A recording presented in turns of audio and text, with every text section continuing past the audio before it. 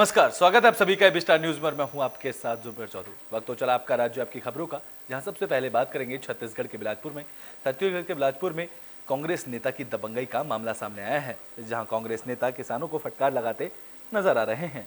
तो बुलेटिन में सबसे पहले बात छत्तीसगढ़ के बिलासपुर की, जहां युवा कांग्रेस के जिला शहर अध्यक्ष शेरू असलम की दबंगई का मामला सामने आया है। आरोप है कि शेरू असलम ने किसान समेत उनके परिवार को पद का रौब दिखाते हुए धमकाया है, जिसका वीडियो सोशल मीडिया पर जमकर वायरल किया जा रहा है। जहां पीड़ित परिवार मोपका का रहने वाला है। आरोप है कि युवा कांग्रेस नेता किसान की निजी जमीन को अपना बताकर अवैध कब्जा रहे थे। वहीं कांग्रेस नेता की धमकी से किसान परिवार दहशत में है, जहां पीड़ित परिवार ने इसकी शिकायत जिला कलेक्टर और पुलिस से की है।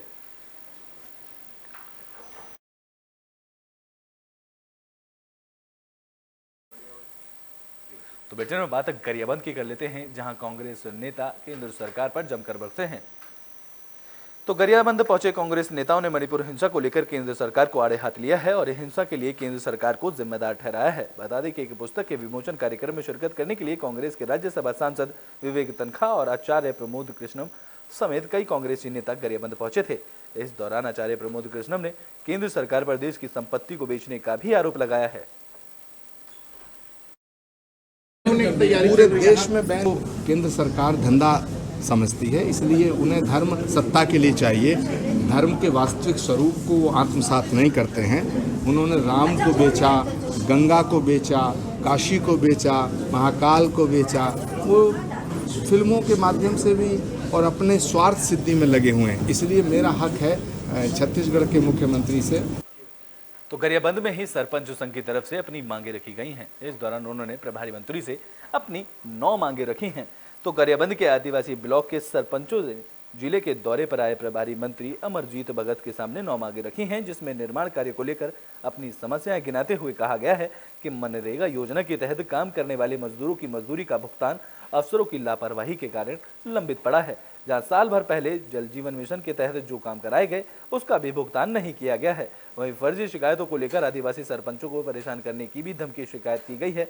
जहां नियम के खिलाफ पंचायत सचिवों पर होने वाली कार्रवाई पर भी लगाम लगाने की मांग इस दौरान की गई है।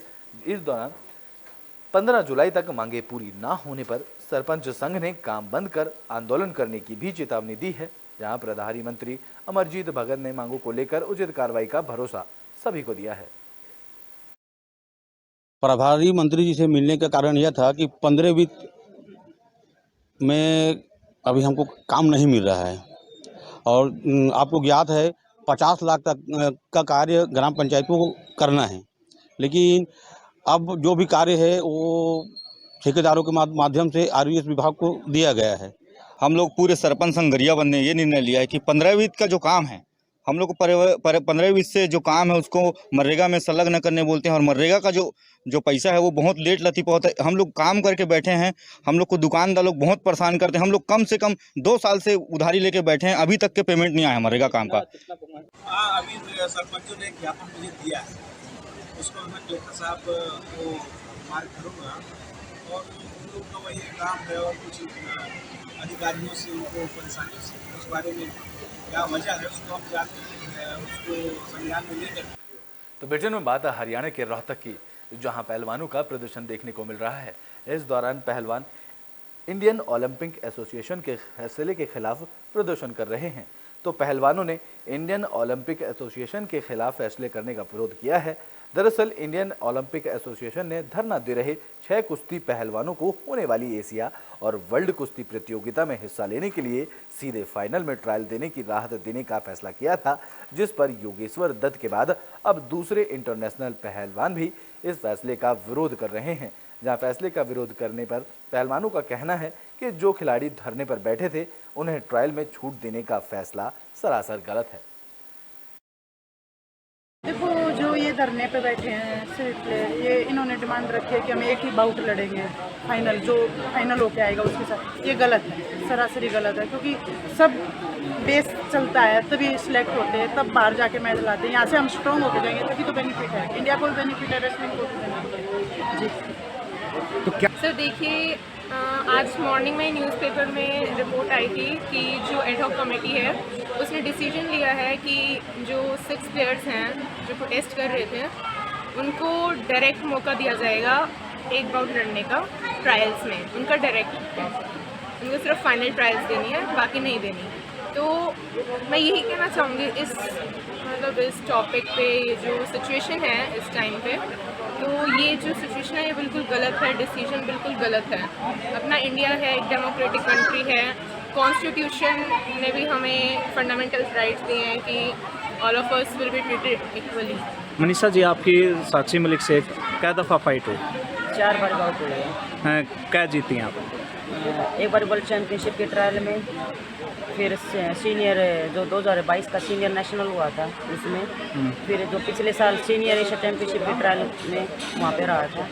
लेकिन गेम्स के ट्रायल में मतलब हमारी बाउट बहुत ही क्लोज हुई थी, हार गई। देखो, जो कुछ हुआ है कमेटी ने निर्णय बिल्कुल गलत लिया है, क्योंकि एशियन गेम्स और ओलंपिक ये 4 साल में एक बार मौका मिलता है बच्चों को। एक बच्चा 4 साल से कंटिन्यू मेहनत कर रहा है और एक बच्चा 5 कुश्ती या 6 कुश्ती ट्रायल में देखे ना, जब वो फर्स्ट आता है और एक लड़का फर्स्ट के साथ कुश्ती कोई भी लड़ेगा पहलवान आगे, तो उसको ये बहुत ज़्यादा प्रिविलेज मिलेगी, क्योंकि वो फ्रेश रहता है।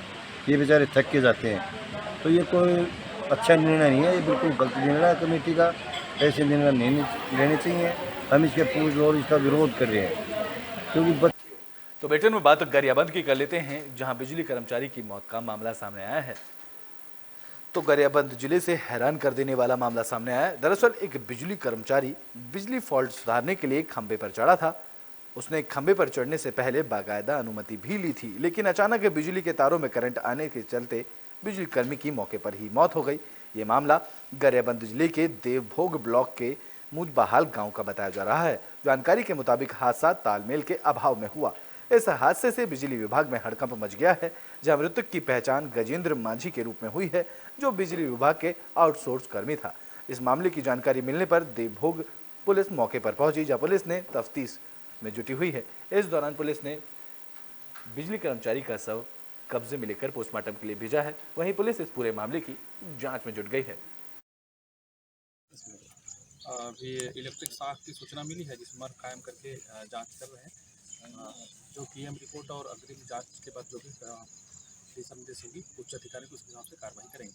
अभी पीएम के लिए लेके मरचूरी आए हैं। पीएम रिपोर्ट आने के बाद और जो भी विद्युत विभाग कर्मचारी अधिकारी तो बेटे में बात जांजगीर चांपा की कर लेते हैं, जहां एक युवक की इलाज के दौरान मौत हो गई। तो जांजगीर चांपा में एक युवक की इलाज के दौरान मौत हो गई। बता दें कि युवक के रिकवरी एजेंट के साथ मारपीट हुई थी, जिसके बाद उसे अस्पताल में भर्ती कराया गया था। ये मामला नवागढ़ इलाके के जगमहंत गांव का बताया जा रहा है। दरअसल युवक की बाइक की किस्त न चुकाने पर रिकवरी एजेंट के साथ मारपीट हो गई थी। जानकारी के मुताबिक फाइनेंस कंपनी का रिकवरी एजेंट एकांश राठौड़ अपने साथी निखिल के साथ जनकदास महंत के घर आखिरी 2 किस्तों की वसूली करने आया था। इसी दौरान युवक ने किस्त चुकाने के लिए कुछ समय मांगा था, जिस पर विवाद हो गया, जिसके बाद मारपीट में जनकदास महंत को अंदरूनी चोटें आई थी, जिसके बाद युवक को जिला अस्पताल में भर्ती कराया गया, जहां उसकी मौत हो गई है। इस मामले में पुलिस जांच में जुट गई है। थाना नवागढ़ के ग्राम जगमहंत निवासी जनकदास महंत वर्ष 2018 में Hero FinCorp finance limited के माध्यम से लोन में मोटरसाइकिल खरीदा था।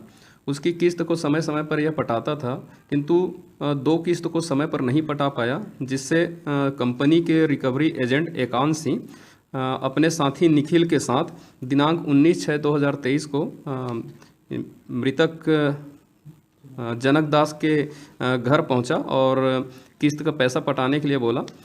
किस्त का पैसा नहीं होने के बाद कहने पर इन दोनों के द्वारा एकांश सिंह और निखिल के तो बेटे में बात गरियाबंद की, जहां हाथी के कुचलने से महिला की मौत का मामला सामने आया है।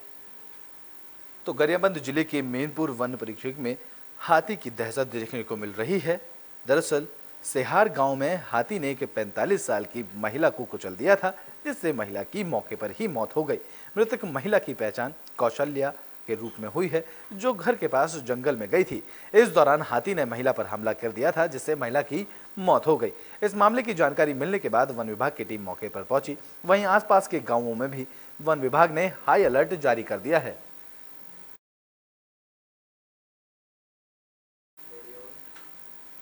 तो बुलेटिन में बात गरियाबंद की कर लेते हैं, जहां मुख्यमंत्री कन्या विवाह योजना के तहत कार्यक्रम का आयोजन किया गया। तो गरियाबंद जिले मुख्यालय के इंडोर स्टेडियम में मुख्यमंत्री कन्या विवाह योजना के तहत सामूहिक विवाह का आयोजन किया गया, जिसमें 43 बेटियों का विवाह संपन्न हुआ। सभी जोड़ों का धार्मिक रीति रिवाजों के साथ विवाह संपन्न कराया गया, जहां कार्यक्रम में मुख्य अतिथि के रूप में शामिल जिले के प्रभारी मंत्री अमरजीत भगत समेत क्षेत्र के जनप्रतिनिधियों ने नवविवाहिता जोड़ों को आशीर्वाद दिया है।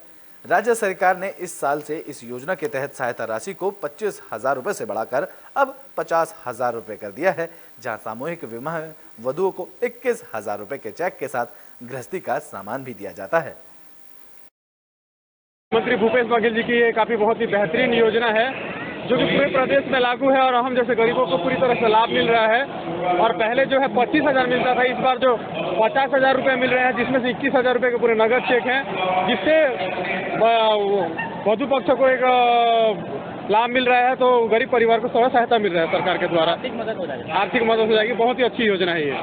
आज छत्तीसगढ़ शासन के जो महत्वपूर्ण योजना है मुख्यमंत्री कन्या विवाह योजना, उसका यहाँ पर उस योजना के तहत जिला प्रशासन ने सामूहिक विवाह का कार्यक्रम रखा था, साथ ही अन्य योजनाओं का भी चेक वितरण और सामग्री वितरण का कार्यक्रम रखा था। इस बात का तो बुलेटिन में बात गरियाबंद की, जहां पुलिस को बड़ी कामयाबी हाथ लगी है। पुलिस ने 4 तस्करों को गिरफ्तार किया है, जिनके कब्जे से तेंदुए की खाल भी बरामद की गई है। तो गरियाबंद जिले में पुलिस को बड़ी कामयाबी मिली है। स्पेशल टीम और छुरा पुलिस ने तेंदुए की खाल के साथ 4 तस्करों को गिरफ्तार किया है, जहां स्पेशल टीम को अपने मुखबिर से सूचना मिली थी, जिसके बाद ये कार्रवाई की गई। जानकारी के मुताबिक चारों तस्कर तेंदुए की खाल को बेचने की फिराक में थे। इस दौरान पुलिस ने कोसम बुड़ा तिराहे के पास 2 मोटरसाइकिल सवारों को रोका, जिसके पास से तेंदुए की खाल बरामद की गई। बता दें कि मोटरसाइकिल पर सवार 4 आरोपियों को पुलिस ने इस दौरान गिरफ्तार कर लिया।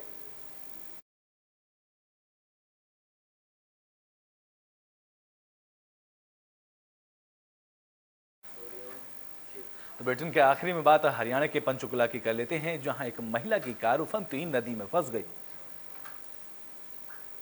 तो हरियाणा के पंचकुला में महिला की गाड़ी नदी में बह गई। गाड़ी में सवार महिला को पंचकुला के सेक्टर 6 अस्पताल में भर्ती कराया गया है। इस मामले की जानकारी मिलने पर स्थानीय पुलिस मौके पर पहुंची और क्रेन की मदद से गाड़ी को नदी से बाहर निकाला गया।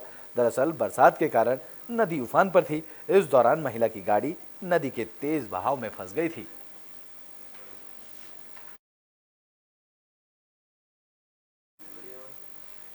आपका राज्य आपकी खबरों में भी के लिए बस इतना ही। देश और दुनिया की तमाम खबरों के लिए देखते रहें एबी स्टार न्यूज़।